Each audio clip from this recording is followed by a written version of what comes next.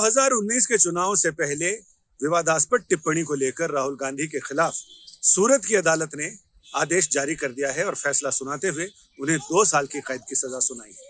कानून के मुताबिक चर्चा जोरों पर है कि राहुल गांधी की सदस्यता रहेगी या जाएगी, क्योंकि आरपी एक्ट में सुप्रीम कोर्ट ने 2018 में लिली थॉमस मामले में जो फैसला सुनाया था उसे लेकर तो यह है कि इमीडिएट इफेक्ट से राहुल गांधी की सदस्यता वो संसद सदस्यता के अयोग्य हो गई।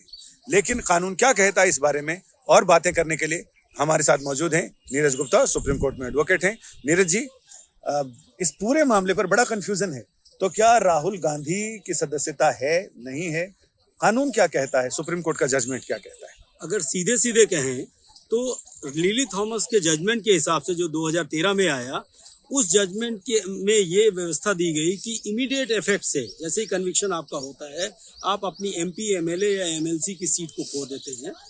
और उसके पहले की जो व्यवस्था थी लिली थॉमस के जजमेंट के पहले की, वो रिप्रेजेंटेशन ऑफ पीपल एक्ट का सेक्शन 8 सबसेक्शन 4 कहता था कि ये फाइनलिटी जब तक ना हो जाए किसी कन्विक्शन की, तब तक आप उस पद पर बने रह सकते हैं। तो व्यवस्था आज के समय में लिली थॉमस के जजमेंट के बाद एकदम क्लियर है कि आप अपनी सदस्यता विद इमीडिएट इफेक्ट, जैसे ही जजमेंट आता है, कन्विक्शन होता है आपका और सजा आपकी 2 साल से ऊपर की है या 2 साल की है, तो आप अपनी सदस्यता उसी समय विद इमीडिएट इफेक्ट हो देते हैं। ये 2013 और 2018 में क्या बदलाव आया कोर्ट के आदेश के बाद? देखिए, मेरे हिसाब से कोई उसमें केवल ये है कि एक्सपेडाइट करने के लिए कहा, लेकिन उसमें कोई बदलाव की व्यवस्था नहीं दी कोर्ट ने। कोई इस लिली थॉमस के जजमेंट को वेरी नहीं करा। उस जो व्यवस्था है वो यही है कि विद इमीडिएट इफेक्ट आपको देगा। इसमें फिर वो 30 दिन की बात कहाँ आती है या 3 महीने की बात है? वो क्या है कि अपील दाखिल करें ऊंची अदालत, अगर आपकी इमीडिएट इफेक्ट से, ठीक है आपने बताया कि सदस्यता खो दिए, लेकिन वो ऊंची अदालत में अपील दाखिल करते हैं और ऊंची अदालत अगर उनकी सजा को, दोष सिद्धि को, जिसे कन्विक्शन कहते हैं, कन्विक्शन को अगर वो रद्द कर दे, तो वैसी स्थिति में क्या होगा? फिर से सदस्यता बहाल हो जाएगी। 2 चीजें हैं। अगर आप किसी चीज के दो एस्पेक्ट होते हैं एमपी एमएलए की कंडीशंस में। एक तो ये होता है कि आप एक इलेक्शन कंटेस्ट करने जा रहे हैं, और एक ये होता है कि आप ऑलरेडी एमपी या एमएलए हैं।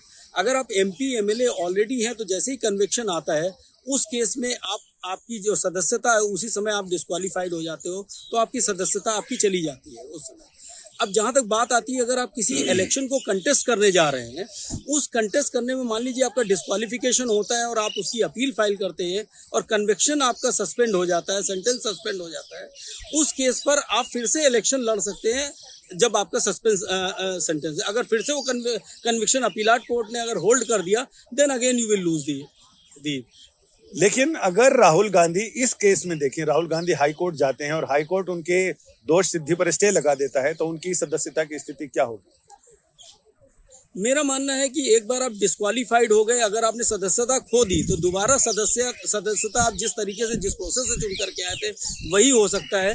एक बार वैकेंट होने के बाद ऑटोमेटिकली आपकी सिचुएशन इंप्रूव नहीं हो। संसद को उस पर एक्शन लेने के लिए 3 महीने की मोहलत है, छूट है, कुछ ऐसा? मेरे हिसाब से संसद को ये जब एक बार लिली थॉमस में सुप्रीम कोर्ट ने ये कह दिया कि इमीडिएट इफेक्ट से हो गया, तो वो ऑटोमेटिकली हो गई डिस्क्वालिफिकेशन। अब उसके बाद एक फॉर्मल ऑर्डर संसद पास करती है या नहीं करती, लेकिन उनकी पोजीशन जो स्टेटस होगा वो ये होगा, विद इमीडिएट इफेक्ट जैसे ही कन्विक्शन होता है, he will lose his position, और वो पोजीशन बहाल नहीं हो सकती ऑटोमेटिकली कि किसी ने स्टे कर दिया। और एक ऐसा ही मामला था जिसका ऑर्डिनेंस राहुल गांधी ने फाड़ा था, वो क्या मामला था? देखिए, इस पर ये जजमेंट के बाद, लिली थॉमस के बाद जजमेंट में ये 3 महीने का देने के लिए, जहां तक मुझे याद आता है, कपिल सिब्बल साहब उस समय मिनिस्टर थे, उन्होंने वो इसको ऑर्डिनेंस बिल लेकर के आए थे।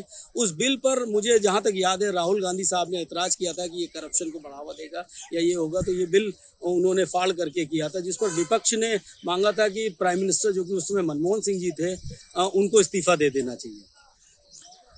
यानी कुल मिलाकर राहुल गांधी के मामले में कानून तो यही कहता है, जिसमें सुप्रीम कोर्ट का जजमेंट है, पुराने जजमेंट है, जिसमें यह कहा गया है कि जैसे ही 2 साल या 2 साल से ज्यादा का कन्विक्शन हो, तो सदस्यता से वो अयोग्य हो जाते हैं जनप्रतिनिधि।